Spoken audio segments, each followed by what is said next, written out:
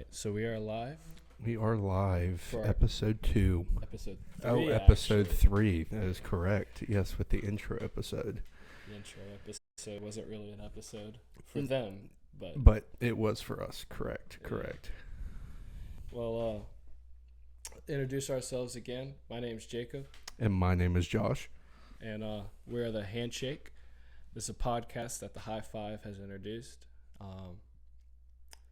It's something that we've always wanted to do, and we thought about it, and we're like, High Five is a company that we're trying to start, and this podcast is a good way to jumpstart that and get some publicity out there and just talk about our ideas and get things rolling on what we think about Florida football and Florida State football and the Bucs and some other stuff too.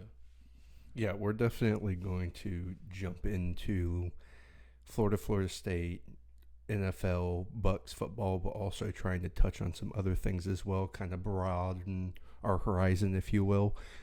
Here in the somewhat future, we will be doing different, I guess you could say, shows based on different things. So it's not always going to be about sports, but this particular one, as of now, that's what we are planning to do. But we pretty much, 2018? It was our freshman year of college, and it was two of us plus three of our other friends. It was me, Jacob, we had James, Logan, and Lee. That was pretty much the 5 people who mainly hung out, and we unfortunately very much didn't go to class. It was very hit or miss when it came to that. We just had fun. We did have fun. We enjoyed our youth, which it didn't reflect well on our grades. No, it did not. No. But we're somewhat in class. Yeah, definitely. But James earlier today, he was just like, you should make a point of this. But there's 3 James, so J3 plus 2 L's, Logan and Lee, equals H5, high five. What? Yeah, that was some crazy math, but that's insane. Yeah, that's crazy. But when we started it, it was mostly just a nickname we gave our friend group, and it was just like, we're always happy-go-lucky, giving high fives, handshakes everywhere we went. We always went bowling, did disc golf all the time. We always had a different event that we were doing each day, and we always hung out with other people too, and it was always an event every time we hung out. Yes. We started giving ourselves that nickname, and it started catching on with a couple other people. Of course, they had a negative connotation on it, but it was always something like, we're trying to stay positive, stay creative, and that was when, I think it was around 2019 was when I created a Instagram for the 5 of us, and then never posted on it, never did anything. And then last year, for James's birthday, he asked me, he was like, dude, we've had this logo sitting here for so long, and we haven't done anything with it. We need to go ahead and have something. So if you can make me a hat for my birthday, that would be cool. So I was like, all right, I'll do that. So when I was looking at the old logo, I loved it, but then I was just like, it needs some changes. So I came up with this logo. He liked it, so put on his hat. Fast forward a couple months, there's a bunch of people that wanted hats, so we made some more hats. Got this one. Josh isn't wearing his. I'm not wearing mine. I still need to. I have one. My fiance has one. We have quite a few. And the crazy thing is the amount of people around our friend group, people that we work with, all that kind of stuff. They want hats too. It's a somewhat crazy amount of people that actually like the style, the platform, just the overall brand that we're starting. It's very nice for sure. We're also we have a company set up that is going to be making our hats. We were trying to go with Richardson. That was what we wanted to do, but this company that will be making our hats, they don't do Richardson, and if we were to buy our own hats and then have them do it, it'd be basically double on price. So to keep everything cheap and everything that everybody can buy, we're going to be using the quality hats that they have. They're still good. They work just as well as Richardson. I think they feel just like Richardson's. So I actually haven't told all the people yet that we're going to be doing other hats. So that is a text message. If you're watching this and you haven't got a text message from me, just know you will be getting one soon. Other than that, so the reason why I developed this symbol of the H and 5 like connecting is because I wanted to have like a bunch of different people connecting together, because you never know who you're going to develop a friendship with. Even with this, like developing this brand, like Josh said, people around us want these hats, and I think it's with this symbol, it shows that everybody can be a friend with everybody. Because you never know who you're going to be friends with. You can just walk down the street one day, have a problem of yourself, and somebody comes out there and helps you. Exactly. That is high five mentality in my mindset. Because like if you put yourself out there and you help someone else, that opens their eyes to go help somebody too. Exactly. It's a chain of event, positivity all the way around. And I just want, when you look at that logo, you just think of friendship and positivity. And I hope in the future that is what it is. Exactly. Because our slogan is, with every friendship, it starts with the high five. So, on that. So next up on our schedule is a good story. Josh, do you have one? Or do you want me to go first? How about you go first? I'll pull mine up right now. So I'm going to pull up a little bit real quick on my thing.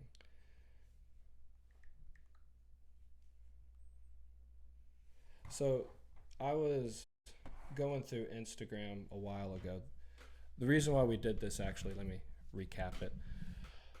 Josh was like, hey, we got to do a good feeling story that we found out through the news throughout this couple of weeks. And I was thinking about it. I was like, well, I can't really find anything that's good news like in recent times. But there was something that I've always seen on Instagram. I started following the kid. Kid was Ben Stellar. He was a big super fan of the Oilers, the hockey team. And back in 2022, he was diagnosed with glioblastoma. It was a type of brain cancer. And he was a big super fan, and the Edmonton Oilers heard about it, and they wanted him to spend the most amount of time like watching hockey. So they gave him tickets to these games, and it was a bunch of like games leading up to the playoffs. They went on a 10-game win streak with him present, and he became like a mascot for that team throughout the whole entire time. And they always played that song La Bamba. Da, da, da, da, da, da. Yeah, so they always played that, had it on him, and he was dancing to it. It was always a cool moment, and I always saw it on Instagram and TikTok, and I was like, this is great what Edmont's doing. Yeah. And he did pass away shortly afterwards, but the Edmonton Oilers did something even more incredible.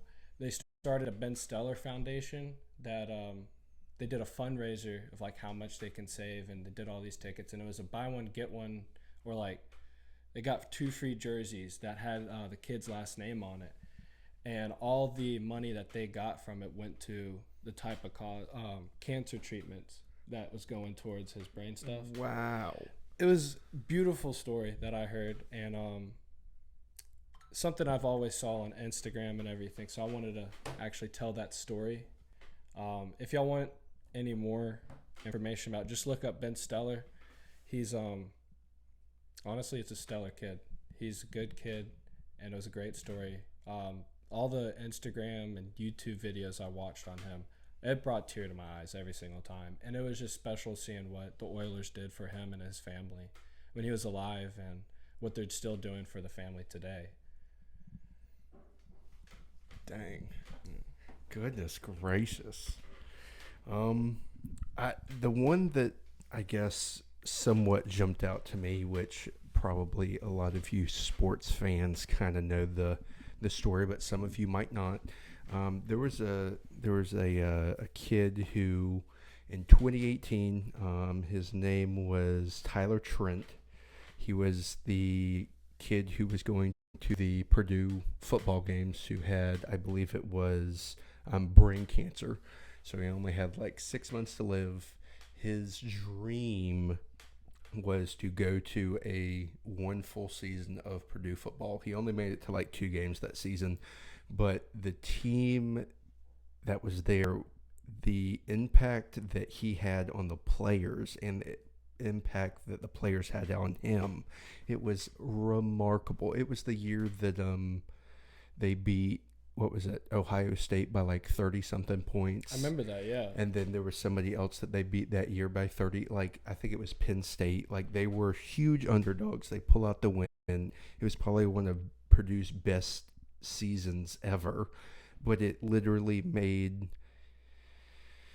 him, like he pretty much said in some of the articles I was reading, is it made him feel like he didn't have the cancer. He wasn't in a wheelchair, that he could literally, like he was out there playing with the football team.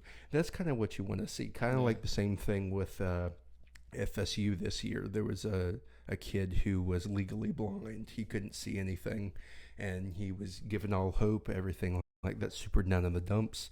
And then one of the FSU Twitter guys who runs a thing for kids who want to do something that probably don't have the amount of money from the parents to go and do these things. He got sideline passes. He got to stand on the field, and like he can't see, so it's really just vibration and sound. Yeah. And he said like there's nothing else that compares to that feeling of the happiness, the true grit, the feeling of just being alive and not being kept up by cancer, by being blind, not by like any of these things. I mean, sports is a crazy thing. Like whenever, let's say for instance, whenever COVID happened, ESPN had that little it was a little ad for College Game Day where it was like, it doesn't matter what your skin color is, it doesn't matter what religion it is. On Saturdays and even on Sundays, in my personal opinion, I think college football fans are a lot more dedicated than NFL, but there are some NFL fans that are... There's some fan bases that will argue to end of the day for that. Yeah, exactly. It's just... Sports brings people together, people from different walks of life, people who would hate each other outside of the football stadium, but when you have them have the same colors, the same everything on, they're best friends. They sit right next to each other, cheer, high five. I think that's kind of the feel-good story as I'm going with, is just college football overall brings people together in spirit, in wins and even in losses. I mean, being there exactly. It's crazy what sports can do for just humans in general, being able to, just be there for one another in good and bad. It's great. Yeah, it's an escape from reality, and just that 3 hours that you're watching, 3 or 4 hours you're watching a football game. It's that escape that you have from like your job and like what you have to do, paying bills and whatnot. It's just a time to take away from day-to-day struggles. And like you have an equal ground with so many other people. Exactly. And it doesn't matter what sport you are, you can always find something to talk about. I'm just going to make sure we are. Okay, cool. So we're still doing good. We're still recording. Okay. We're still recording. That would have sucked if it wasn't.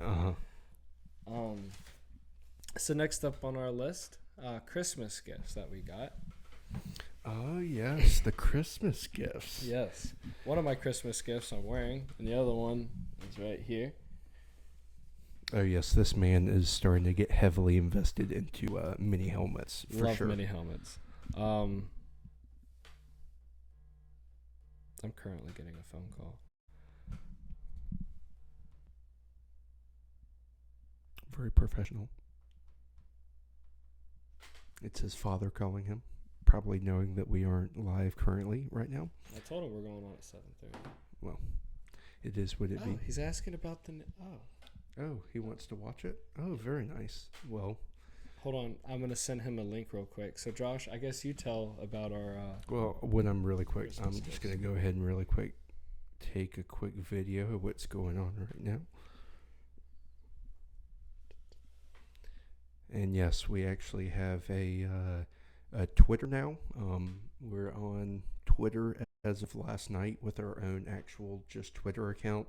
It's going to be both of us just reposting and posting stuff about Florida State football, basketball, baseball, any sort of like Bucs news. Maybe if we see a few, good articles every now and again, like feel good stories, we'll go ahead and post them on that page too. But that was put up last night, which eventually we'll get something where it's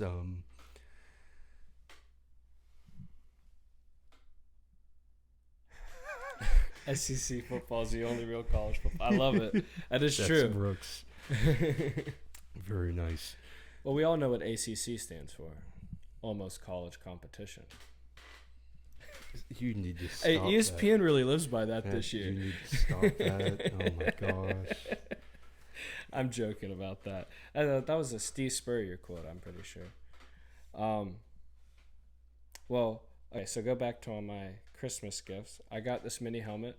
I'm starting to get real big into buying mini helmets. I bought the Skater one and FSU one in the past, but my parents got me this one. Thank you. Yes, very nice. But also tell them the helmet you also got from them. Oh, that was from James. James bought you that? Yeah, James got me a Jaguars helmet, which that was cool. I like that. But he also got me a Miami helmet.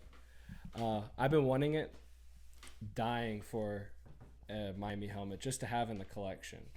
So it was nice that he got it for me, but it's Miami, so. Yes, it was very nice of him to get it for you, but at the same time, I feel like it was just a backhanded, Christmas present. He gave you the Jags helmet, which is nice, and then he's like, And the first one I opened was the Jags helmet. I was like, cool. Yeah, exactly. Then I saw the Miami helmet. I'm like, cool. It's Miami though. But I was asking for it. Don't say I wasn't. Yeah, exactly. He has to at least get one for the collection. Yeah, I need. I'm trying to get all the Florida helmets, like the state of Florida pro team helmets. So I'm still missing the Miami Dolphins and USF, and I got UCF. I don't think they make an FAU helmet. If they did, I would love that. I mean, the more, honestly, if we could imagine if it was literally every major FAU, FIU, FGC. Oh, wait, no, FGCU doesn't have it. No, they don't. They don't. They need one. I'm not even going to lie. A little, join the American Conference. That'd be crazy. There's actually a couple of lower schools that are joining up in the FBS. Yeah. I kind of like the move of Jacksonville State. I kind of like the move of JMU. Mm-hmm. I mean, it's going to be nice to see some of these. And, FAMU, for instance, Tallahassee. They had a great season this year. They've been, even last season, it's slowly been ticking up. That's the better Willie, I guess you could say, because his name's Willie Taggart, which did not work well in Tallahassee. Yeah. But it seems like he's slowly getting the culture turned around. I mean, for instance, we're eventually going to get to transfers, but there were like 2 FSU guys who went to FAM to go and play football, and people were like upset and all that. I'm like, no, it's great. If you don't want to play here, you want a little bit of extra playing time, get seen, maybe go 5th, 6th, 7th round, go to FAM. Yeah, They're they doing have a good turnaround to go to NFL. So. Exactly. I love seeing these smaller schools starting to get better people, because just like basketball, you start seeing these random schools like what was it, Wichita State. Man, whenever they did that, that was crazy when they had that run in basketball. It'd be crazy to see that in football. Or like you see Georgia Southern randomly have a run in it. I just say that because they beat us, so without completing a pass. But I digress. Yeah, but what was your Christmas gift? So I have never worn a pair of Air Force anythings in my life. Never wore Converse. I got a pair of FSU Converses and a pair of really nice Air Forces. I got some Hey Dudes. I got a rangefinder for golf. Me and him are avid golfers. Me, him, my fiance, like my his brother. Lee. Trying to get Logan on it if Logan's doesn't want to go out there. Yeah. Seeing that lengthy boy try to swing a that'd be golf fun. club. I think he'd have a fun time. Oh, I think he would too. If Lee's pretty good at it, I think Logan could be good. I feel like Logan could actually maybe do a little bit better than Lee, but that's your competition. Mm-hmm. Anything else? I got from my fiance's parents, I got which you'll see in one of the upcoming episodes, I get a full-blown FSU spear that has the tip and everything, the feathers. It looks beautiful. Y'all will see it soon. That was amazing. That was an awesome present. You posted on Twitter and Instagram. And then I got so many golf shirts. It was great. But yeah, that was my Christmas haul for the most part. Golf stuff is always good. Oh, golf stuff is amazing. Once again, Haley got me which is my fiance's name is Haley. She got me a putter cover that is it's Happy Gilmore, the tap it in, and it has him with the stick. Yeah, so love nice. It. Oh yeah, so nice. But yeah, it was a pretty good Christmas. We definitely traveled around a little bit, but we went to like 4 houses in a day. That's always good. Oh, well, now you got 2 families, so you're gonna learn how to adjust of all that. Exactly. Were you staying in town for this Stayed Christmas? at my house. That's it. We had fun at it. What'd y'all end up eating for Christmas? Chili. And then sausage balls. Ooh. Those were good. The night before, we had the chili the night before. We had leftover chili on Christmas, so that's always good. Chili's always better the second day. But we left there, went over to our neighbor's house, Carlos and Maria, and we had a blast over there, just hanging out with them, chit-chatting. And then we went to bed around 12 o'clock, woke up next morning by like 11, opened up presents, just relaxed all day long. It was very nice.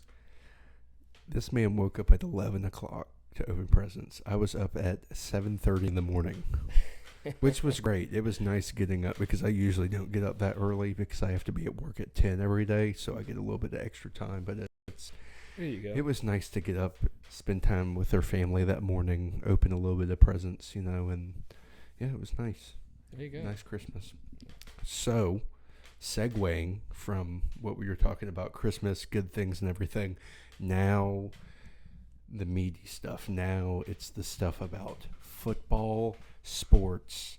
It's time to get into it. I think we should start off with the Bucs. They've been pretty strong right now. So me and him have been avid Bucs fans for years. We're not fair weather. We didn't become fans whenever Brady got here. We were fans long after the Super Bowl win. Whenever I became a Bucs fan, I had Tiki or Rondé Barber's jersey. That way back in like 2008, 2007. That's when I just fell in love. I had a Freeman jersey. Oh, a Freeman jersey. Yeah. Oh, yes. That was my jersey. Oh, but the Bucs. We didn't know at the start of the season whether Baker Mayfield could step in. I mean, there was a little bit of talk at the beginning of the season whether him or Kyle Trask, I'll say his last name correctly instead of what I usually say, but Kyle Trask. It was a kind of a battle for sure with them two. It was more than I guess we thought it was going to be. Trask has stepped up though when he has been asked to. Without a doubt. Oh yeah. But Baker has shined. He's starting to look a little bit like Brady. No. I don't want to say it like that.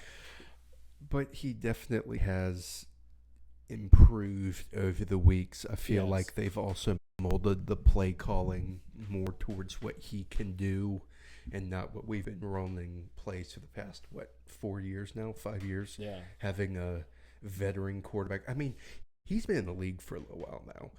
I think this is his 6th or 7th year. Sixth or seventh year? Yeah. Yeah. I mean, this is probably his best stop as of yet. He hasn't been with good teams at all. This is his first. He actually has an offensive line. He's actually doing something exactly, which thankfully the Bucs do a very good job at getting draft picks that are pretty decent offensive linemen. I think he was 158 APR percentage, like his passing rate. Dude, that's pretty great. Yeah. APR? That was his QBR. QBR. That's what it is. Yeah, the QBR. It was. I saw something where that whatever it was, the QBR, it was the perfect, a perfect QBR. You can't get anything higher. He was throwing like Joe Flacco. Getting off to a quick thing, Joe Flacco. Homie's been shining. He's going back to how he was with the Ravens. That's what I'm saying. It's insane. The Browns are terrible, and yet he just steps up and it's just like, oop, touchdown, oop, touchdown. It's crazy. But yes, I'm glad that Baker Mayfield has kind of caught his groove. Hopefully we can win a few more games. I mean, it does look like we are going to be the leaders in the division. I mean, we have the Falcons. Yes. Yeah, the South, the NFC South. It's us and the Saints. Yeah. The Saints are in the hunt right now. Who's behind? So as of right now, for 1, 2, as a 1, 2, 3, 4, 5, on and on, we have the Bucs at 4. If they win this weekend, beating the Saints, they clinch it perfectly. Which, the way that Derek Carr's been playing, I would, if I was a betting man, which I kind of am, which we might get into here eventually, I'd hit the Bucs on this one. I don't think Derek Carr and the Saints are going to be able to do it. I feel like that's another dub. It's crazy to look at, like you have them written down. The first 3, you had San Fran, which not shockingly, lost to Lamar the other night. The Ravens are starting to get better. Yes, and we're starting to figure out that Purdy probably isn't Purdy. Yeah, he isn't definitely what people think he actually is, because he has star players left and right and everywhere around them.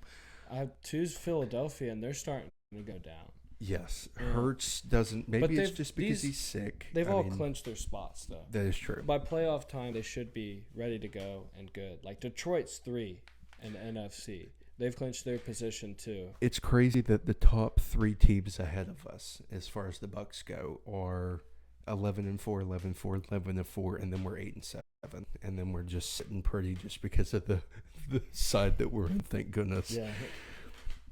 But it's gonna be a fun NFL weekend for sure. There's some good games going, some not good games going.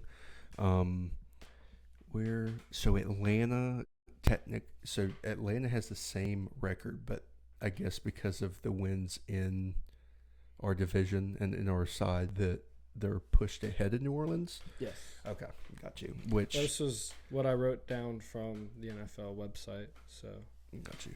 Bad. They say. Green Bay's not looking so well. They're down there. Yeah. Minnesota. They looked good for a little bit, but it doesn't really seem like their quarterback play is up to par that they need to. Talking about QB play, the Giants, did you see that they benched Vito or whatever his name is, the Italian? Yeah. He had a lot of hype around him, but it did not last long. 2 good weeks, and then he was sitting on a cooler, which is pretty funny to see. Well, put his agent up there on the field. That man looked fly. We will get to thank you for chatting. This looks like your first time chatting with it. Is that James? Oh, it is James. We will be getting. This will be my dad. Oh. Oh, so what is up with FSU players leaving for the Orange Bowl?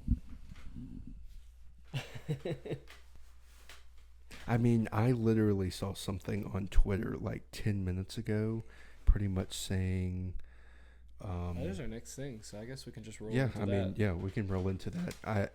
I saw something on Twitter. Let me see if I can find it real quick, and I took a screenshot. The amount of FSU players right now opting out for that Orange Bowl is over 20. Like, it's very insane. 20 of them? Over 20. Over 20 have now opted out to either go to, I think that beats last year. When Florida Florida State had all without the starting people QB, transferred. running back, and wide receivers, among others. It 20 plus have opted out. And that's just not even including the injuries that we've been having as well towards the end of the season. I love the Orange Bowl. FSU's played in the Orange Bowl so many times. I still remember 2016 when we played Michigan and we beat them barely, but we beat them. I mean, it's a nice bowl. It's a really nice place to play. I mean, the last time we played in the Orange Bowl, it was the old Orange Bowl. It wasn't like the newer Hard Rock Stadium. It's a nice bowl. It's a New York Six Bowl. It's the best one that we have around, except it's not the playoffs. So I don't really get why, in fact, we need to have people get hurt, because we've seen it happen before. I mean, if you're guaranteed to go to the NFL, get your money, go ahead and do it. People might think of a different way of... Exactly. Thank you, Brett. It's a natty, even a playoff game is definitely different than when it comes to actual playing for a bowl, playing for a New York Six Bowl. Because New York Six, I mean, you're pretty much seeing 14 playoff, and then you have your New York Six Bowls. They're pretty much like you almost had it. Better luck next year, but you get to play a top 10 team in the postseason, and then you have all the other bowls. But it's not worth getting injured and costing you millions of dollars. It's not, though. No. I mean, I love that people want to say that, the bowl, the people need to watch it and people need to respect bowls, but now it's a little bit different. In today's society, it is a lot different because college football has now turned into the NFL where anybody can transfer. Exactly. At any time. It's literally it's free agency. It is every free year. agency. So at the end of the season, there's a lot of people who's just like, well, I don't want to play for this team next year, so I'm just going to go ahead and transfer. They transfer, and then they finally realize that they could have got that spot. But going into these bowl games, you don't want to get hurt going into next season. You could have a terrible injury, and it doesn't go against anything on your resume or on your schedule, because if you win it, you're going to put that on your big old banner out front of your stadium. But if you don't, you're not going to. Exactly. Like if you're a UCF fan, it means a lot for you winning a bowl game. But a lot of times, it doesn't mean anything anymore. Yeah. Players go, they get their swag, they play an extra game. Fans come and watch it. They spend that time enjoying it, and then they leave. They're not. Once they get that trophy, it's kind of like, oh, I get a participation for the season trophy. I don't have the real deal. They want to fight for the real thing. I think next year's going to be different though. With the 12 team playoff, there's going to be each game that is going to be a bowl game means more.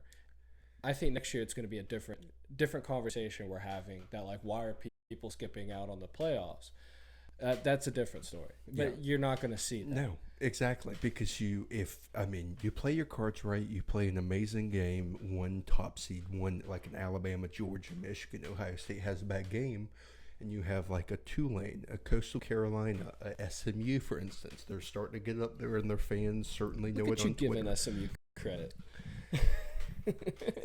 There was a quick sidetrack. There was an SMU fan who was pretty much going on about winning seasons and all that. I texted him the other night and I was like, the amount of winning seasons that they've had in the past 30 years, above 10, was one. And then they've had 2 or 3 other. But for instance, like NC State, they've had one 11-win year, which was over 10 wins. It's the only one ever. They've won 9 games or fewer their entire college football, like as being a team since 1908. That's longer than FSU, right? Yes, yes. As far as actual playing in having it be a men's college and having it not being a women's college, that was like in the 30s, 40s. I mean, a lot of these teams started in the late 1800s, so that's why they have 30, 40, 50 years of extra games, extra wins, all that kind of stuff. We got another one. Yes, Oh, thank you for the follow. I appreciate that. Yes, it says that it's the Orange Bowl, still a huge, very important competition. Yes, it is still a very important bowl. Oh my goodness! Thank you for the follows. Thank you. Yes, the Orange Bowl is it. It is a great bowl. Gator. Oh, how you doing, Marshall? Nice to see you in the chat. Appreciate it. Dalton, thank you, Dalton, for coming in. Yes. Side note, I did do a 9-leg parlay. The last one to do it is Georgia minus 19.5. I'm sorry, FSU fans. I am betting against the Noles this game, just with the amount of people that are out. I'm trying to make some money. A few of mine have already hit yet, and I think if it comes down to that one, I'm going to be wearing this. I'm going to be cheering for a different team, but I still want our team to look good, even though I don't think it's going to happen. I can't root for Georgia. I'm sorry. You can't. Oh, we need to get even if it comes down to betting, I'm not rooting for Georgia. No. Yeah. I wouldn't bet that day. But you saying that Orange Bowl is still the Orange Bowl, it means a lot. That is true. And you did make that point. It's the Orange Bowl. It's very special to be there, but it doesn't feel like the Orange Bowl anymore. It just feels like a little dance around for ESPN. But it's different as far as this season. I'd say next year, if I'm not saying FSU is going to do this, but if they have like a 10-2 season, when they have 10-2, then they go 11-2 in the ACC. They don't have the best season, but they don't have a terrible season. Orange Bowl with 2 losses actually looks like a good bowl. Yes. The Orange Bowl with 0 losses does not look like a good bowl at all. It's literally the 2 games. And if you're not in those 2 games and you're undefeated, I don't know how this is eventually going to shake out, because with the 12-team playoff, it's going to come back to this team has 1 loss, but these teams have 3 losses, but their 2 other 3 losses are quality losses. So quality losses are going to become a thing, and it's going to infuriate me. It's going to be absolutely crazy. Well, when they do the playoffs, it definitely should be the winner of each conference, and if it has room, the runner-up of each conference. Oh, yes. I don't think we should be like pulling hairs on everything. Like, oh, this team has this many quality losses. Well, this team has this many quality wins. Okay, we're not playing Pokemon. Let's go. Let's look at the stats. Like, these people, they've had these losses. They shouldn't be in it. If they have more than a certain amount of losses, they definitely don't even think about it. Don't even think about them. Yes, I feel like the guidelines as far as the college football playoff go. Yes, agree with Orange Bowl is nothing this year. Yeah, exactly. Yes. Yeah, and the Duke's Mayonnaise Bowl. Yeah. So who is y'all's QB going into that game? Because was it Rodemaker just went in the transfer portal? So I'll answer your question real quick before I take a deep dive on the Rodemaker situation. So it's going to be Brock Glenn, the same person who started against Louisville, who didn't look all that great, but at the same time, it didn't seem like our O-line in the first half, that is, really blocked it up for him. There was a lot of blitzing. I don't think you're going to see as much of a blitz at playing Georgia. I feel like it's still, you're playing Georgia. It's still going to be hard. But Louisville's defense was literally throwing 5 to 4 people at you every play, and you have to block those people up every time. Georgia's going to give you a different look. I think that'll be okay. But as far as the quarterback situation, it's going to be Brock Glenn. going to be honest. I don't know the two other names of the walk-ons that we have, but they're pretty much going to be the three starting guys. Let's hope they're ready. Honestly, I also feel like depending on how the quarterback play goes, we might see a little bit of wildcat like we saw in the ACC championship game with Toafili. I mean, it worked. Yeah. I mean, Louisville wasn't a defense that you could just run all over, even though we did in the second half, starting to. But I don't know. It's gonna be an interesting game. I don't know how it's gonna. I mean, if it's 14-0 Georgia in the first 5 minutes, I mean, call it. Yeah. Maybe even. I mean, FSU. Georgia is mad about missing the playoffs. They are mad about missing the playoff. In my opinion, if it wasn't Alabama, you wanted an SEC team, it should have been Georgia. Yes, without a doubt. They do lose the one in the SEC title game, but it was barely. Hey, if someone can type in the West Virginia stat or score. The score, yeah. We can't really. I can kind of look at it while we're. Which, funny enough, I took the over on that game. It was like 42.5, which I'm about to check right now and see what that score is looking like. It's pretty cool that West Virginia is starting to slowly work its way back in the conversation. Not as far as, I guess, championships or playoffs, but maybe making a few bowls and then 2 or 3 years down the line, maybe getting in that 11th, 12th spot, maybe making a run. Who are they? Are they in the Big 12 now? They are in the Big 12? Yeah, they're in the Big 12. Yeah. So, I mean, not a whole lot of good teams in the Big 12 now. Mm-hmm. I mean, you got very few. You got teams coming in, though. You do have teams coming in. At least they got teams coming in. Wow, it is 20-10 West Virginia in the Duke's Mayo Bowl. Over North Carolina. Over North Carolina, UNC, Mr. Mac Brown himself. Yeah, I mean, I haven't been watching a lot of the bowls right now, but there have been so many upsets this year. It's been insane. I saw some stat where it was like underdogs of the game as far as like a point spread and all that. They were like 16-8, like winning to losing. They were knocking off favored teams 16 times, pretty much. I like that. 16 out of 24 times. Are those in primetime games, or just regular? They're just games? Bowls. Bowl games. Oh, okay, yeah. So like you'll have a 6-6 play an 8-4, 9-3 team and beat them by like 14, 21 points. Yeah. Well, UCF didn't show up to theirs, and it was Syracuse got shut out by USF? Yeah. That was. Yeah, Syracuse got beat terribly. Very, very awful game. Never know. FSU might be the underdog and go in and win that.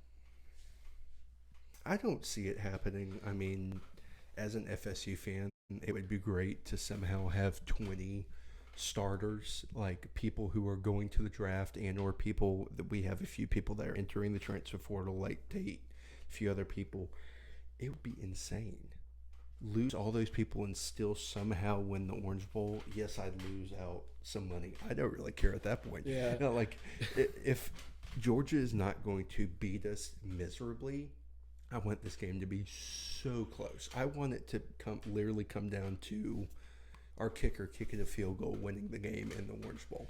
That would be great. Because it's the Orange Bowl. Yeah, exactly. 14-0, like undefeated, and didn't get a chance to do anything except for that. Yeah. Oh, man. Well, back on the subject that we had about transfers and everything before we went on a rabbit hole to another rabbit hole. So what's in total of all the transfers and everything? You said it was over 20? So 20 have opted out of the bowl game. I believe 6 of those are going to be actual transfers that are going to a different college to play football. Definitely Tate's a big one. We actually had 2 guys end up signing with Primetime in Colorado, which I don't know why you would want to do that, but I mean, hey, if you think he has a chance this year, go ahead and I'd personally rather play for FSU instead of Colorado, but I mean, I am the FSU fan, so it kind of is a little bit biased as far as that goes. Let's see. While you're talking about yours, I'm looking up other stuff. All right.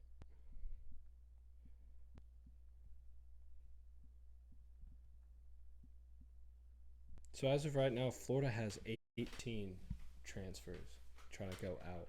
18 out transfers. Mm-hmm. I saw your boy liking one of my FSU guys' tweets about getting out of Gainesville. Talking about Trevor Etienne? No, the wide receiver, big boy, or whatever. The guy who just recently said he's pretty much out. Started with a. Where was he? He hasn't picked anywhere yet, but he said that he is entering the transfer portal. It's really the wild, wild west now. It is. You're having the worst one of Florida's is Trevor Etienne going to Georgia.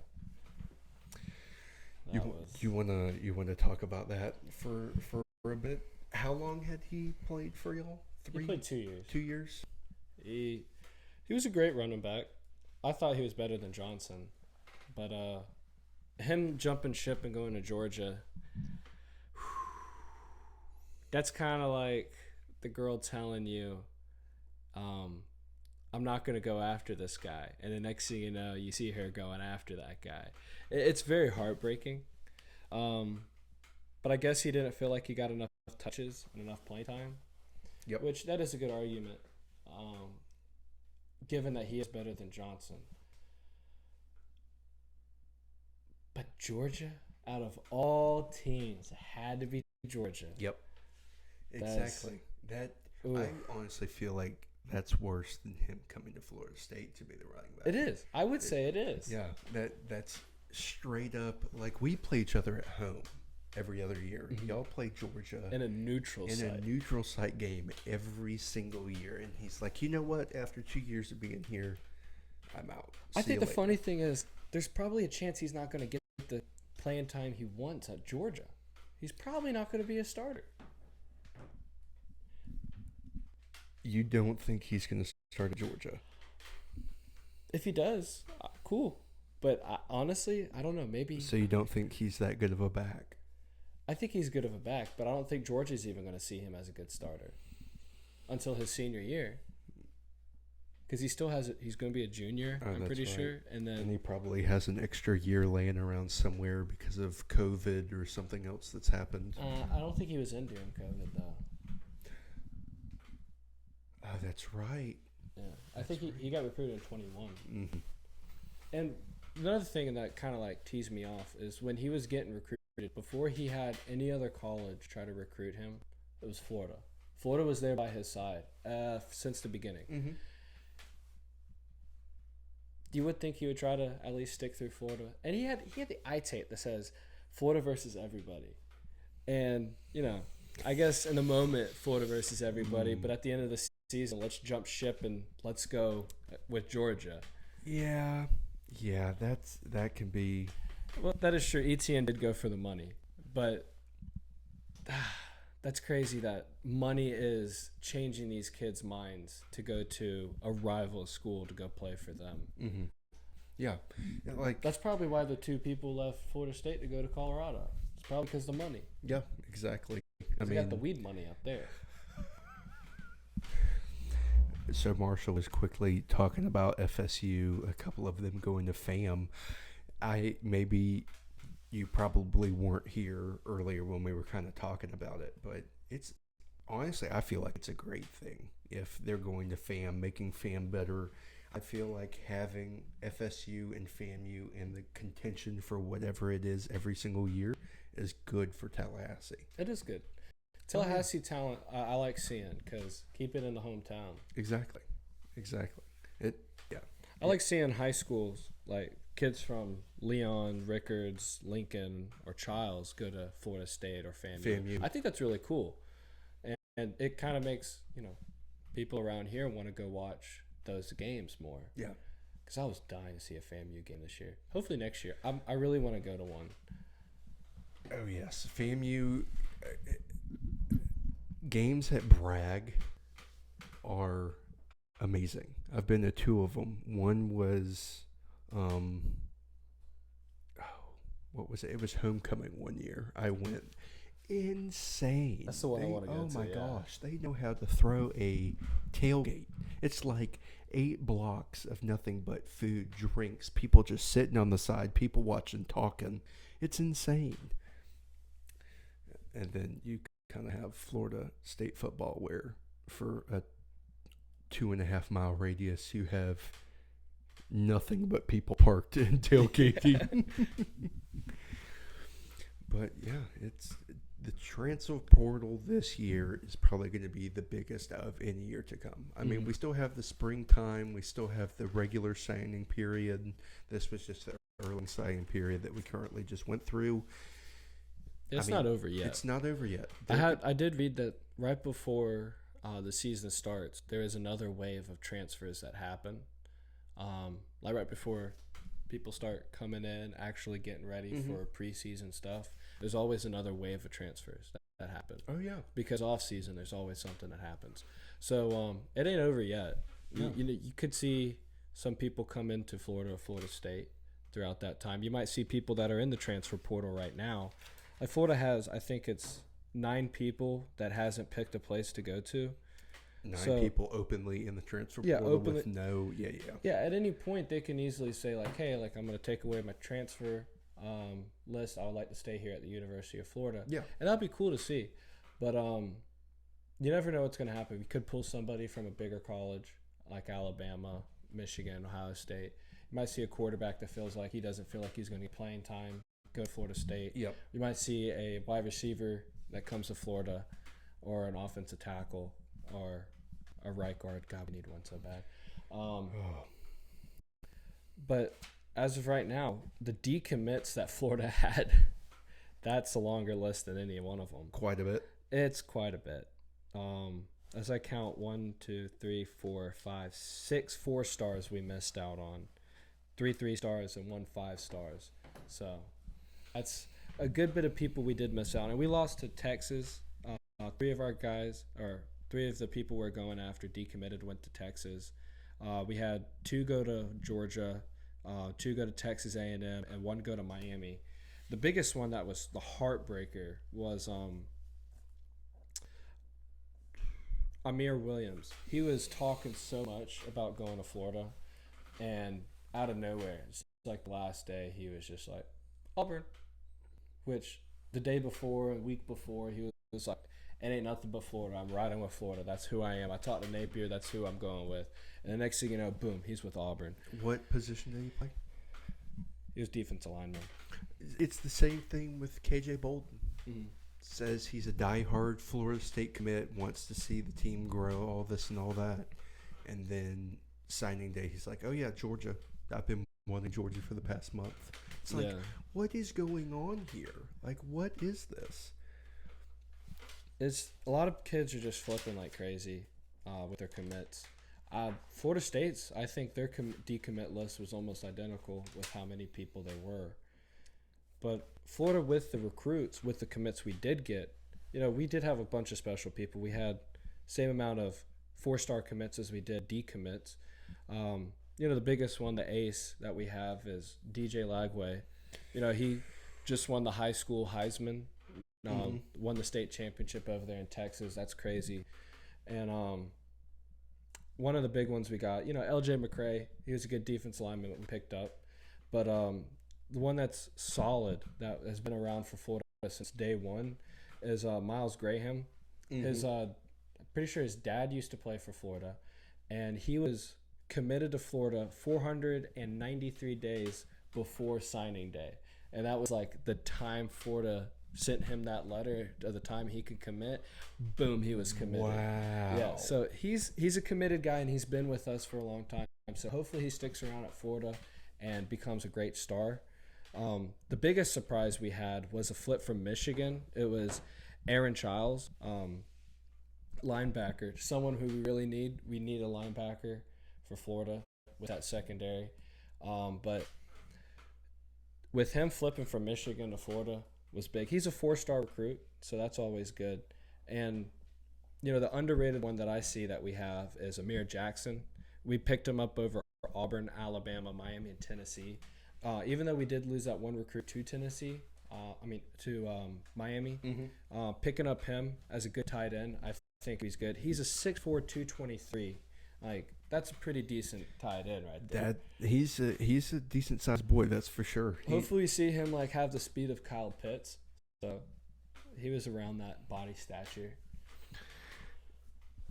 Do you think talking about the team VHSU, do you think their class holds up with the amount of 3 stars that they have, or do you think you'll see some of these 3 stars start flipping? Maybe they get a few extra 4 or 5 stars, but do you see people being too scared to go to Miami? Because, for instance, if Cam Ward doesn't pick Miami, like he's front runner for Miami right now. If he doesn't pick Miami and goes to the draft, I mean, we kind of have our guy set up. I mean, I think it's going to be DJ, but if he doesn't go, they're going to start the dude they started last season, who looked, in my personal opinion, way worse than Dyke. No, the guy who played worse, the guy that played after Van Dyke. Oh. I thought Van Dyke was better than he was, even though Van Dyke was throwing picks. Once he got back in, he wasn't throwing as many interceptions. It's definitely a little strange. That is true. Hugh Freeze he's a mastermind when it comes to flipping recruits. Oh my goodness. He did it a lot at Ole Miss, and he's going to be doing it every single year at Auburn. And yes, baseball season does start up in a few weeks. Yes, I'm ready for that. We need to go to one FSU Florida baseball game this season. I want to make the 3. I want to do the road trip. You want to do the Tallahassee, Jacksonville, Gainesville? I feel like that would be a great way to go. That would be pretty cool. Like, we're eventually kind of getting to a point where we maybe want to do this kind of thing, except as like a live show at games. So going to like Dick Hauser, going down to Gainesville, kind of setting up shop, having people comment, I guess, on what their thoughts are about what's going on. Same thing with football when the 2024 season starts rolling in. That'll be coming here soon. Exactly. Yes. Baseball is going to be some amazing content to start talking about. I'm ready for that. Well, speaking of which, baseball and transfers, Max Brown was the one that was kind of like, because he was Florida's starting center fielder, I'm pretty sure. And that's a loss in baseball too.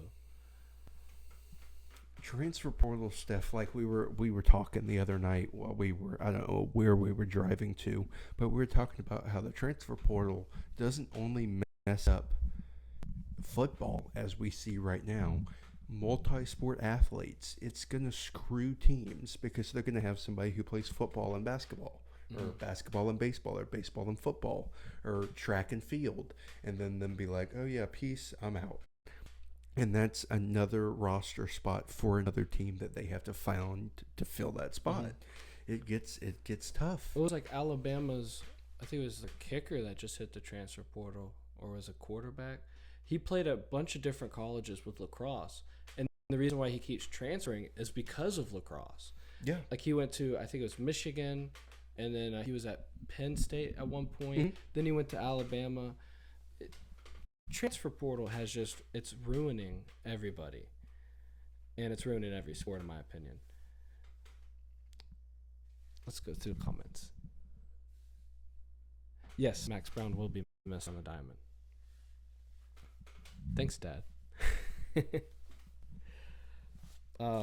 We also had transfers in. This was another little portion I had. There's 4 of them, but we had a wide receiver and a corner come in, one from Wisconsin. The wide receiver was Chimere Dyke. He was Mertz's number 1 pick or target when he was at Wisconsin. So seeing him come over and wearing a Gator jersey, hopefully he's going to be Mertz's target and he shows up and shows out for us. But the corner we picked up, the one from Oregon, he played pretty decent this past year. Bridges, it's hard to say his name. Trickwez Trickwez Bridges. Absolutely butchering this man's name. Yeah. Yeah, but hopefully he brings in a good part of our secondary for Florida next year. Oh, yeah. Because we also got an offensive tackle and a defensive lineman. One was from Penn University or Pennsylvania University, and San Diego was the offensive tackle. Yeah, FSU as far as our transfer portal right now, so the only incoming transfer we have is, of course, the legacy, Marvin Jones Jr., which he right now is a 4-star, put at 9.3, I believe, and 9.5 and higher is 5-star when you start creeping up to like a perfect score. Now the outgoing transfers, we have 15. The ones that hurt me the most is DJ Lundy. He signed with Colorado, and Rodney Hill. I don't know where Rodney Hill's going, but I miss the third or fourth quarter and him coming in to start at running back. Hold it down here.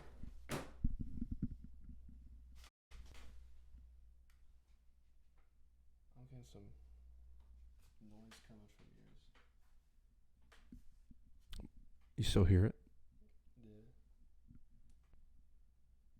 Hopefully they don't hear it. Yeah. Yes, the portal is killing the spirit of college football.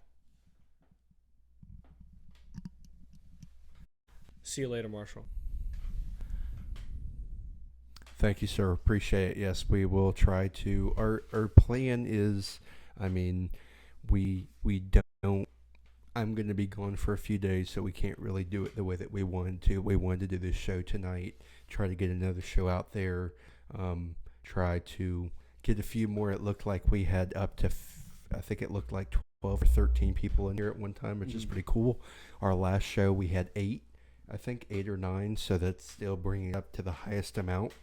We're going to try to plan on doing it more frequently. We're going to try to do definitely once a week. We're going to try to do maybe a twice a week thing, doing one heavy in sports, maybe doing a second podcast or a second episode within the week, touching a little bit on sports, maybe touching on some other things as well, so we're not fully just going hard in the paint every single week, twice a week on just sports. We might do that, and then it's going to be pretty cool to see what we can eventually do with this and starting this. It's going to be fun. Yeah, we're going to have fun. It's going to be great.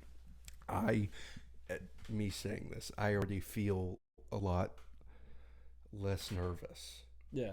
It took the first 5 or 10 minutes, but once that kicked in, it's just like how we want to make it. We want to make it how it's just me and him talking. We can talk to y'all as well, kind of just us. We want it to feel like y'all are just sitting in the room with us talking, all that, Yeah.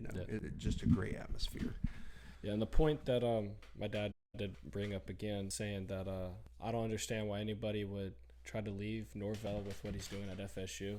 He's cooking something. He's cooking something hot. And if those guys would just stick around with him, they could be contenders for the national championship every single year.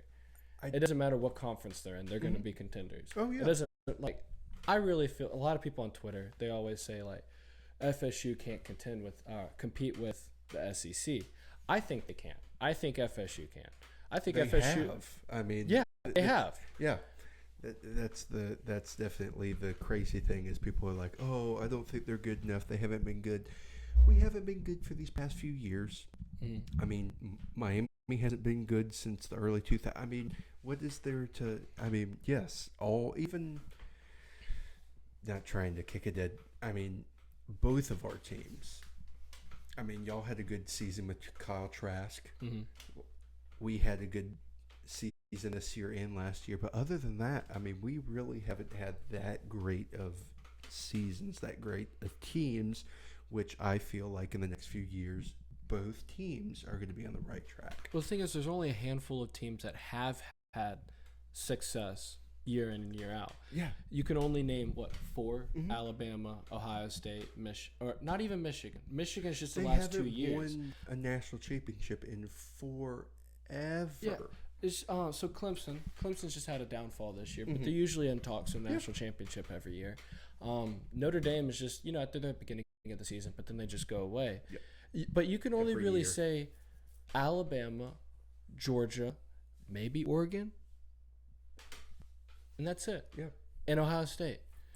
Being consistently good year in and year out. Those are the only people that I can say, like, yeah, whatever conference they go to, like, it doesn't matter. Mm-hmm.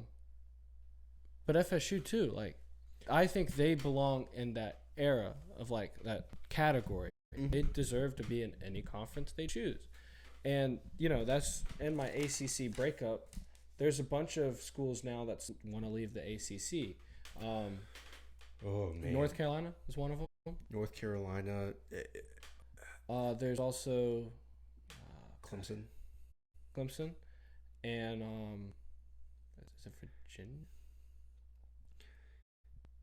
There are quite a few teams that want out. It's been stirring up more, but I've also read that the ESPN and the ACC network kind of set this up to happen, that they were going to be tied in. Mm-hmm. And, this was signed back in 2016, I'm pretty sure. Yeah.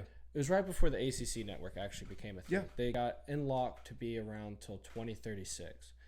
And which is ridiculous. That I is think a 20-year contract. very ridiculous. We're still like 7 years away from that. Yeah. So that tied up FSU, Clemson, and all of them just into that contract. They couldn't get out of this. And they got to find a clause to get out of this. Yeah. And I don't think they can. No. But if they will, I really think FSU goes SEC. Well, I'm not getting my mind in straight forward on this right now, so I'm sorry. Yes, Clemson, Virginia Tech, UNC, NC State. Virginia Tech, yeah. Yeah. I feel like those are the best. I feel like I don't get, there are Miami fans that want to stay in the ACC, which I get because finally they'll have the big names out, so they might have a run. But if you're a Miami fan, why do you want to stay? They just want to be in the Big East again. They're just dying to be back in the Big East. Oh my goodness. Back to mediocrity at its finest. Well, they were the best of mediocrity in that sense. Yeah, and they've been for quite a long time now.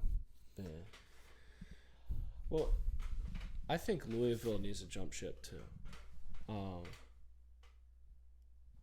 Which, talking about Louisville, but you talk about them jumping ship. I think check they that should store real quick. I think they should jump ship from the ACC to either the Big without a Ten doubt. or the SEC. Oh yes, without a doubt. In a future video, we are going to be talking about how we see conference realignment should go. I don't think it should be as big as we are, because we went from being from the Power 5 conference now to being almost a Power 3 conference, and then it might end up being the Power 2 conference, and it'd just be NFC and AFC towards the end of the year. Yeah, literally. Miami needs to go to the Big 12. That is a good spot for them. Because Big 12, that is perfect talent for. I think it's going to be a 3-part split from the ACC. It's going to be a majority of them going to the SEC, and then a split down the middle going to Big 10 and then the Big 12. Mm-hmm. So, if you don't mind, I'm going to get some water because my mouth is dry. Got you. But yeah, so really quick looking at the stat right now while he goes to the restroom. It does look like Louisville and US. You got it? So it looks like Louisville USC tied 7-7. About 3:05 left in the first quarter. Looks like Louisville's kind of moving the ball down the field. But to kind of go back to what Jacob was saying, Louisville definitely does need to be one of those teams that also leaves. I don't know if they're going to need a lot of teams to get out of this deal, to get out of the conference, all that. I do feel like a lot of teams are going to jump ship. However, a lot of them I think are going to go the Big 12 route just because they have more slots available. They can get a little bit bigger. I feel like you could have the Big 10, the SEC, and then you have the Big 12, which is pretty much a mega conference of just all the teams that can't really, I guess you could say, fit into the Big 10, fit into the SEC. Yes, Miami definitely needs to go to the Big 12. I feel like they would do okay there. I mean, I feel like they would actually maybe do a little bit better than the ACC that they've been the past few years. I feel like they could be definitely a 10-2, 9-3, maybe even 11-1 team, be able to contend for a Big 12 championship, which they did one ACC championship, which they got boat raced by Clemson that game and only scored a field goal. But regardless, it's going to be interesting. It is definitely going to be interesting to see what kind of happens in the long run as far as not say 2024 next season, maybe not even 2025, but once you start getting to the 2026 to 2030. I know that feels like a long time away. It really isn't. It's going to definitely be interesting to see what all happens in the next 4, 5, 6 years as far as the conference realignment goes, and also as far as recruiting goes, as far as the portal goes, as far as all that, because college football has been changed forever, and there's no going back now. I mean, at all. It is completely different from, of course, whenever like my parents went to games, whenever his parents went to games. It's just not going to be the same anymore, which is sad, which is going to be interesting to see kind of as far as the growth goes for college football. But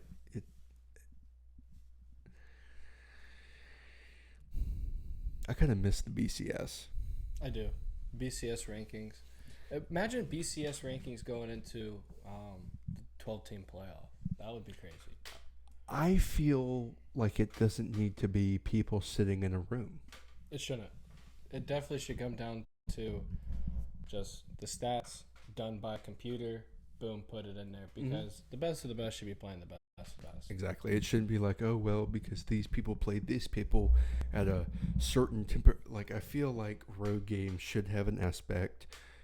Different places, let's say for Death Valley, both of them, LSU and Clemson, those should automatically get like an extra blah, blah, blah points because Clemson's only lost like 4 or 5 games in the past 10 years at home. I mean, no matter if they're terrible, they're going to lose. They could lose every game away. They're not losing a game at home. That should be also, I think, factored into the way that they look at recruit or as far as wins, losses, and rankings. That is true, yeah. Well, doesn't look like my West Virginia UNC over is going to hit, which it's all good. I think we're coming down to the last part of our episode. What do we have after? Oh, yeah, so I think we skimmed through the ACC FSU breakup. Yeah, it's gonna be a very interesting thing going forward about how the ACC. I mean, how many years? How many years is it going to turn into the Pac-2? Yeah. I mean, when is it going to be dissolved, and when is it going to be the Big 10, Big 12, SEC? I feel like this off season, you're going to see a lot more colleges in the ACC come together and say, hey, we need to either fix this. Oh, yeah. Fix this ACC problem we have and fix this this ESPN and BCS, or not BCS, this college football playoff committee problem. If we don't fix this, we need to get out of the ACC because we're not getting the respect we deserve. Exactly. I have a feeling that there's going to be a lot of people coming in to another conference here pretty soon. Mm-hmm. If not this off season, next off season for sure. Oh man, like I was saying when you were going to the bathroom, like 2026 to 2030, it's going to be a whole different ball game. Oh, definitely, yeah. A whole different ball game. Once Oregon gets used to the Big Ten and you see all these other schools going into the Big 12, once they start getting used to that conference, you're going to see a lot of different things. Like Texas and Oklahoma coming to the SEC this next year, that's going to shake up a lot of stuff. You're going to see, for instance, like Plus saw... No divisions. No divisions. So you're going to see instances where an Alabama or a Georgia could drop a game to an Oklahoma, Texas, and then maybe... I mean, I also feel like Missouri, if they get a few parts back, they could be looking how they looked in 2012, 2013, 2014, where they were like top 10 every year, top 5 one of those years where they were playing in the SEC championship with it, which they did lose. Yeah.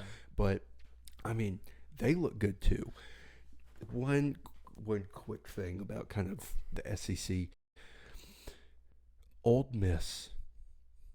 Honestly, I feel that Ole Miss, no matter who they get, because they've been killing it. Ole Miss has been killing it in the transfer portal. Oh, yeah.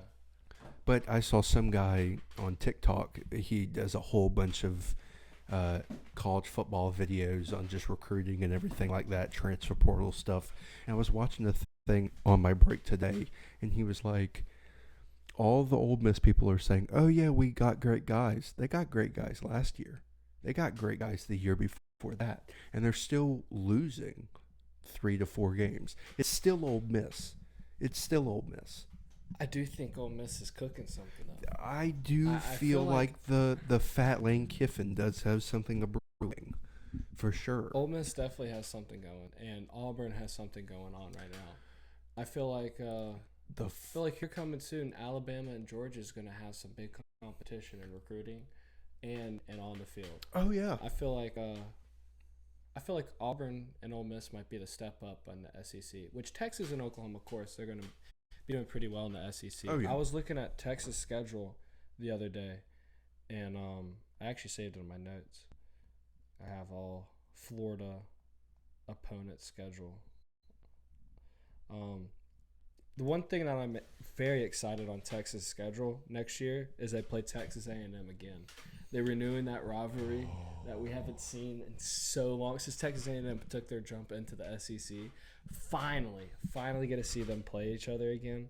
And, Texas got to play Georgia, Arkansas. Arkansas is a good game. Going to be a win for them. But they got to play Georgia, Texas A&M, and then they got to go play Michigan second game of the year. That's a pretty big game for Texas right there. That's a little if they do make it to the championship, that would be a rematch. That would be a rematch. Oh shoot! Which really have we had anyone in my DraftKings referral? Yes, the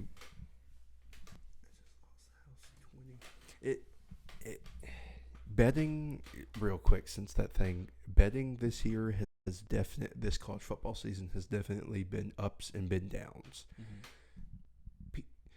I think this is the first year where really anyone could technically beat anyone.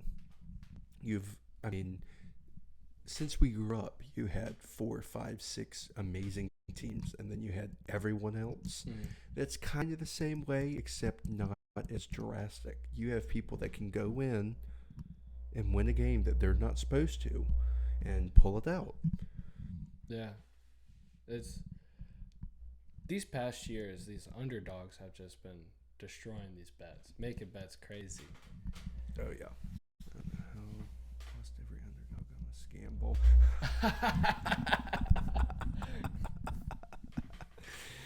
Oh my goodness. As we speak of underdogs doing good. Yeah, as we speak about underdogs doing good.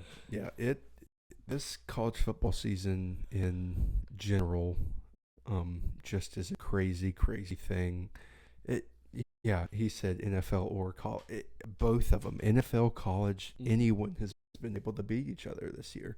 I mean, as we can see, these guys right here were terrible for... At the beginning of the season, it was really rocky. Yeah. It was really rocky. They won a few games, and we're like, oh great, they look good this year. Drop like four straight, five straight, and now they're starting to get it cooking again. It's really crazy this season. I'm starting to get a good feeling about the Bucs towards going in the playoffs. Oh man, the Bucs in the playoffs, something that I really didn't think that we were going to see for a few more years, but I'm happy about it. Yeah. Well, I think hopefully this isn't Mike Evans' last year, but I have a feeling this might be because he's getting kind of old and he's ready to take his little retirement train to another team, I feel. Because he's been with the Bucs for, what, almost 10 years? Well, we drafted him. Yeah. Yeah, we drafted him. I mean, he was playing college football with old Johnny Manziel at Texas A&M. He's been in the league for a long time. I feel like if we do not have like a Super Bowl run this year, and we don't feel like we're going to Super Bowl run next year, I feel like he'll try to go to another team. Yeah, I definitely think he's going to hang up the cleats for sure. NFL players doing that, I get that. You want to fight for a Super Bowl, and you want to go for the bigger contracts, but college, it's a little different. It is a little different, for sure. I don't want to make it seem like I'm playing two different flutes at the same time.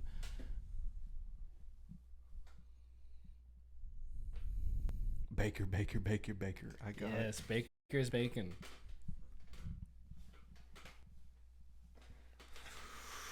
Oh man, yeah, that Ravens.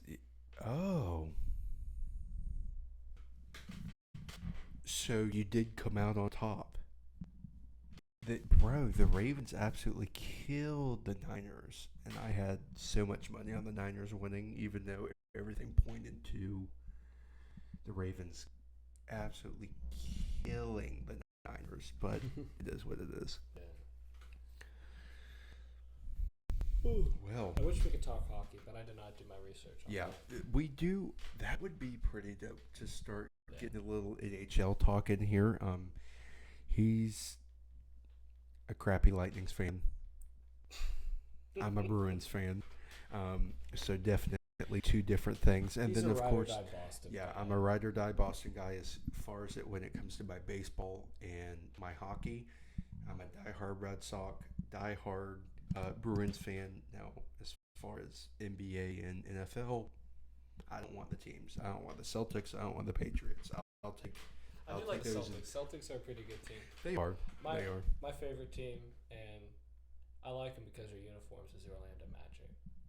And I don't really say it much, but I really like the Orlando Magic have actually been cooking pretty well this year as far as pulling out some games that they probably shouldn't have. The record doesn't look that bad. It is going to be interesting on how that goes. But I love sports. Sports are great. Just like we said before, sports is a way that everybody can come together.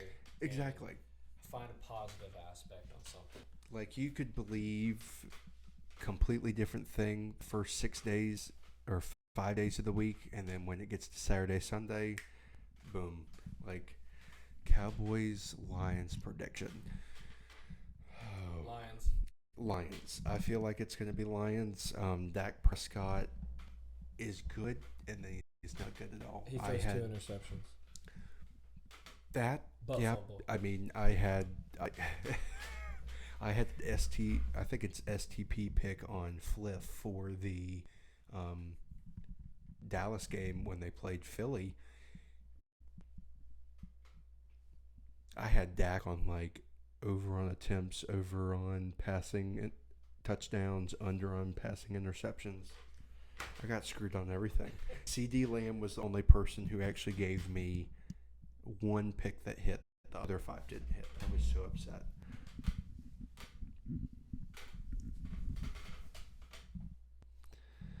Oh man, yeah, that's tough. That's tough for sure.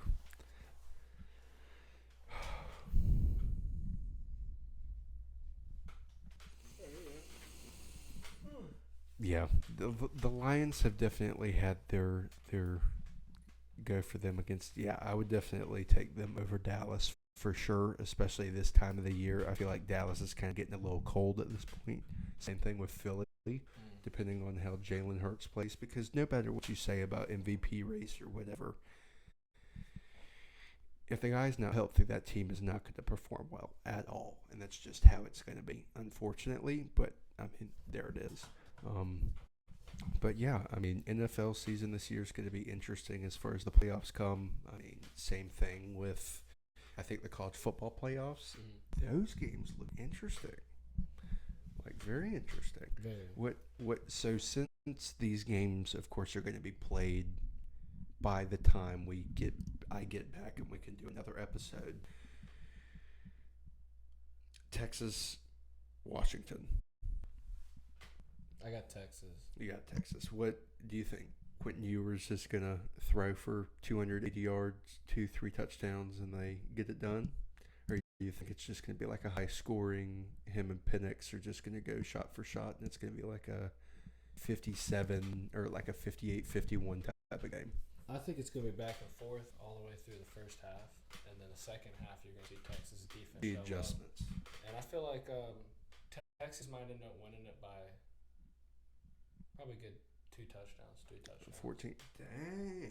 But I think the reason why that is because Texas defense is going to come out. Mm-hmm. They have a lot less points against them as Washington did. I was looking at that earlier today, and I really think Texas is in on that. What do you think? Oh, peace out. Appreciate it. Thank you, sir. We appreciate y'all tuning in to this wonderful podcast. But yeah, we appreciate all of you. It's our first or third podcast. We're still learning everything. Yeah, we have lights this time. I wish we could flip around. We have lights. We have a little bit of a, I guess you could say, quieter setup to where you're going to be able to hear more of what we say.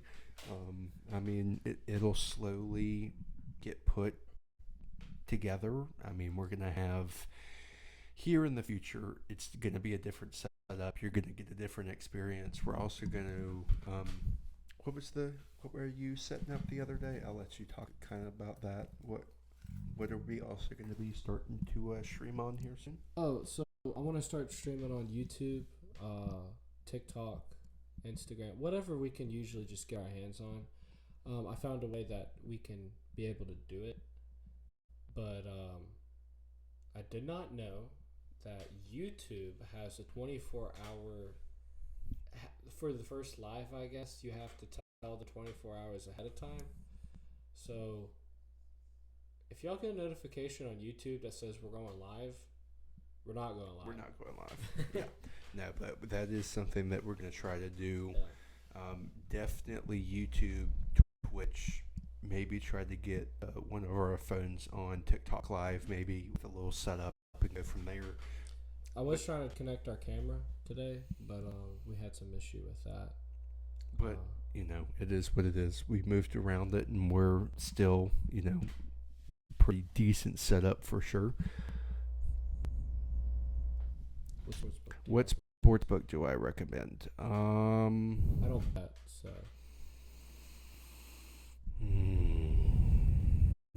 Recently here, I've been seeing a lot of FanDuel, a lot of MGM Grand. Here recently, I've been definitely getting on the